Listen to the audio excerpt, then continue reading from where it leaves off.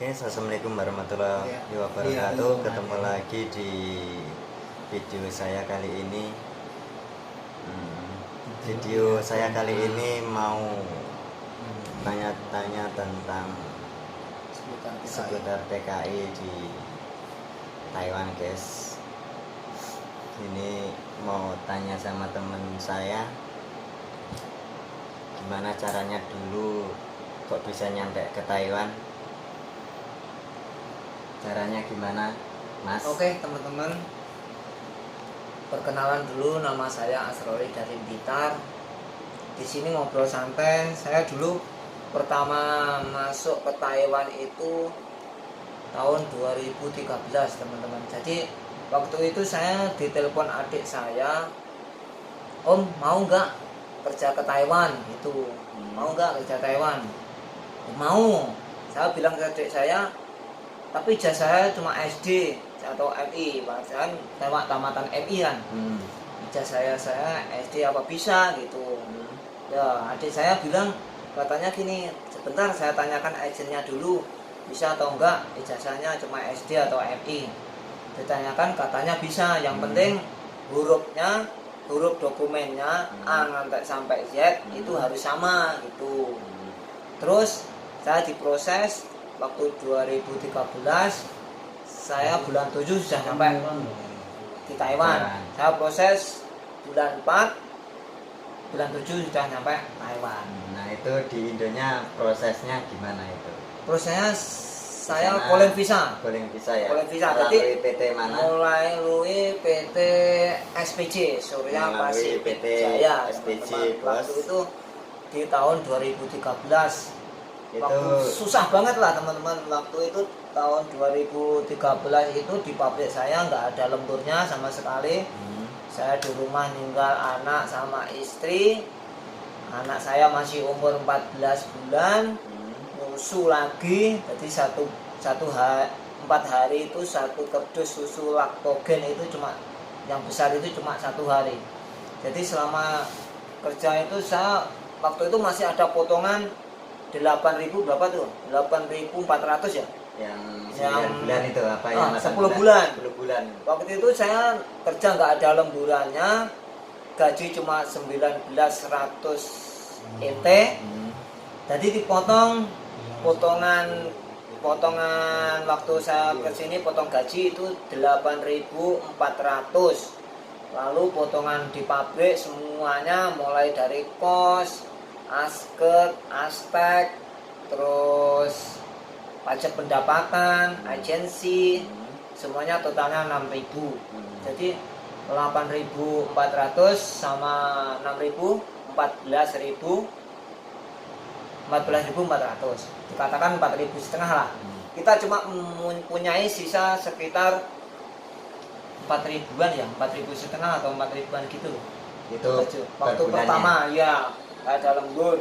Saya di sini itu hati saya pengen ngombe es, gimana kok caranya biar dada saya itu anyep bisa menyelami sedalamnya lautan seluas samudra gitu loh. Soalnya saya di sini tuh waktu pertama kali gajian itu kita cuma gajian segitu. Kita kirim cuma waktu itu tukaran masih rendah banget lah, 300 berapa gitu loh. Berapa itu? Waktu itu belum nyampe 500. belum, waktu itu masih 350 berapa gitu loh waktu itu. Jadi kita kirim 3.000 itu cuma jadi 1 juta. 1 juta lah. 3.000 iya, 3.000 itu iya, 3.000. cuma jadi berapa juta gitu loh.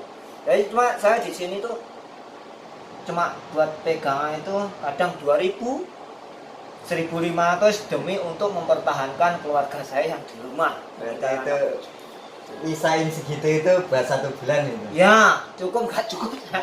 1 bulan. Yang penting anak dan istri saya di rumah jangan sampai kelaparan, jangan sampai nggak makan. Itulah perjalanan saya.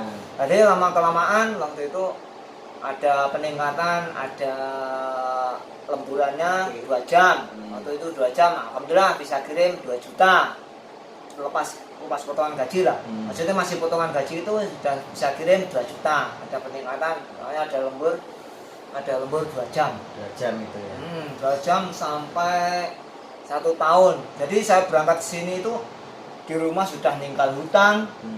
Sudah ninggal hutang. Jadi waktu 1 tahun itu untuk cukup makan anak istri Itu saja. dulu proses kesini habis berapa goleng pisah itu? Waktu itu goleng pisah saya dana habis 18 juta teman-teman. 18 juta itu guys, mau datang ke sini Habis itu dulu itu guys. Ya, Kalau 18 juta, sekarang itu 2014 goleng pisah. kemungkinan udah nggak bisa lagi, udah nggak segitu lagi, udah naik sekitaran berapa sekarang ya? Kalau Sekarang proses kurang kesini lebih lagi. 45 sampai 50 kurang lebih lah. 45 nyampe 50 itu guys. Kalau proses kesini dulu itu masih murah, mau proses kesini sekarang udah mahal. Sekarang cuma murah juga, nggak kayak sekarang. Kurusnya kalau di sini bilangnya kurus.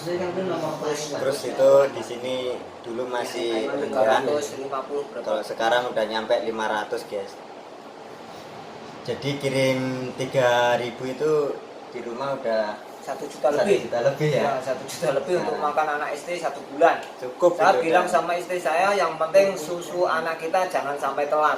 Kalau kita sebagai orang tua ngempet tahan lapar sedikit nggak Nggak apa-apa. apa-apa. Yang penting anak jangan Sama sampai istri. anak sampai ini jangan sampai kurang makan.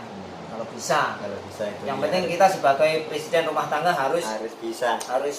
gimana caranya anak istri kita di rumah itu senang. Benar-benar itu. Yang penting itu. Nah, kalau udah lama di sini Alhamdulillah saya di sini ya sudah Bisa. lama sekali, tapi ya tetap nggak bisa nyantolnya lepek. Kamu bisa toh nyantolnya lepek? Nggak bisa. Ya, kita seperjuangan. Nah, kita sudah lama di sini teman-teman, nggak bisa nyantolnya lepek. Gimana? Jadi kita itu di sini walaupun kita gaji kita sama, tapi kita pengeluaran kita itu nggak sama teman-teman. Jadi nggak bisa dibanding-bandingkan. Jangan kau bandingkan aku dengan dia. Nah, nggak bisa teman-teman. Soalnya A 1B sama B itu pengeluarannya nggak sama. Kadang A ada yang seneng dolan, ada yang seneng kemana, ada yang seneng minum, jalan-jalan, ya gitulah. Ada yang teman-teman mungkin sudah tahu sendiri. ya, Kadang ada yang sudah di sini ada ya, yang nggak senang jalan-jalan, cuma di rumah aja bikin, maksudnya kita cari uang aja. Tapi kalau bagi saya hidup itu perlu disyukuri dan dinikmati teman-teman. Soalnya kita syukuri apa yang kita dapat, kita nikmati apa yang kita peroleh. Jadi kalau bisa raga kita itu disengsara, maksudnya raga kita itu untuk bekerja keras, ya sukma kita kalau minta apa ya dituruti gitu. Harus saling imbang. Ah, bener, harus saling imbang teman-teman. Jadi jangan kita raga suruh kerja terus kita punya sukma mau beli kaos, misalnya mau beli kaos Adidas apa beli kaos Nike, wah eman-eman lah, mendingan dikirimnya. Jangan gitu, soalnya raga kita itu juga harus imbang, kita membutuhkan. Jadi ya antaranya raga sama sukma itu kalau bisa harus seimbang. Kalau memangnya kita kerja keras ya kayak itulah, hidup itu perlu disyukuri dan dinikmati teman-teman. Jadi walaupun cuman sedikit ya, disyukuri aja. Ya, kita disyukuri apa yang kita dapat, nikmati apa yang kita peroleh. Rezeki itu udah diatur yang sama yang di Ya, atas. itulah. Jadi kalau kita itu kalau sudah nyampe rumah, mesti orang kampung mesti bilang gini, itu loh di Taiwan sudah beli gini, jangan bandingkan saya dengan teman-teman ya. Ibaratnya jangan dibandingkan A sama si B teman-teman. Soalnya kadang si A pergi sini nggak pakai duit utangan juga bisa. Kalau si B pergi sini pakai duit utangan. Kita bener gaji kita sama, tapi pengeluaran kita kadang tidak sama. Itulah teman-teman. Jadi jangan kau bandingkan A dengan B. Kayak iso tuku ini, kue kok pirang-pirang tahun nggak iso. Nah, itu nggak boleh dibandingkan seperti itu. Benar itu nggak boleh. Itulah. Yang penting pesan saya, kita sebagai pahlawan devisa, kalau bisa lah ini kalau bisa kita tabung uang kita buat masa depan kita ini kalau bisa. Kalau nggak bisa namanya semua orang itu A sama B itu nggak sama. Itu kalau bisa, soalnya gini teman-teman, kita kalau sudah sampai kampung, antara kita berhasil atau enggaknya itu di rumah itu tetap, di kampung itu tetap jadi pembicaraan sama netizen teman-teman. Jadi kalau bisa kampung. jadilah pembicaraan yang baik kalau bisa. Kalau nggak bisa ya namanya, soalnya ya kayak gitu di sini itu kita itu nggak boleh diperbandingkan A sama si B. Pengeluaran kita A sama si B itu nggak sama. Yang penting hidup perlu disyukuri dan dinikmati. Itulah. Kalau buat kesan-kesan yang pahlawan-pahlawan yang di sini, Buat kesan dan pesan seluruh pahlawan Divisa, jangan lupa saya doakan semoga kalian, kita semuanya tetap dalam lindungan Allah Subhanahu wa taala, dan semoga sehat selalu, dan semoga kita semuanya menjadi orang yang selamat dunia akhirat. Tolong kerja kamu adalah tabunglah, kalau bisa tabung uang kamu untuk masa depan kamu. Kalau nggak bisa ya nggak apa-apa, ya namanya kita itu nggak sama toh.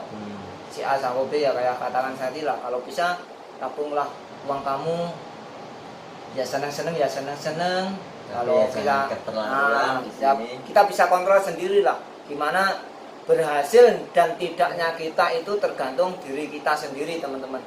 Jadi kalau bisa di kampung itu jadi omongan yang baik lah, kalau bisa kalau nggak bisa ya nggak apa-apa ya, saya katakan itu tadi lah. Yang penting di sini tetap, saya pribadi tetap salam silaturahmi, tetap salam seduluran selawase teman-teman. Kalau kata-kata saya tadi ada yang kurang berkenan di hati teman-teman semuanya, saya pribadi minta maaf yang sebesar-besarnya. Itulah perjalanan saya sebagai pahlawan Divisa. Itulah. Terima kasih buat, jangan lupa jangan lupa di like, komen, dan subscribe di channelnya Handoko Hawa Channel. Semoga sukses selalu. Amin. Ya, itu tadi guys, itu pembicaraan saya sama teman saya, gimana cara prosesnya ke sini dan gimana di sini suasananya di Taiwan itu seperti apa. Ya, inilah teman saya yang sudah tahu pengalaman di sini, udah lama dia. Udah berapa tahun di sini? 7 tahun. 7 tapi tahun, belum bisa, guys. tapi belum bisa nyantolnya lepek teman-teman. Kalau cangkir saya bisa lah, kalau cangkir begini saya bisa nyantolkan, tapi kalau lepeknya saya belum bisa. Kamu bisa nggak? Nggak bisa. Kalau nggak bisa kita seperjuangan. Nggak bisa, udah nggak bisa lagi. Ya udah, gitu dulu videonya. Tunggu video selanjutnya lagi. Terima kasih buat youtuber pemula yang sudah dukung channel saya, dan youtuber yang sudah besar.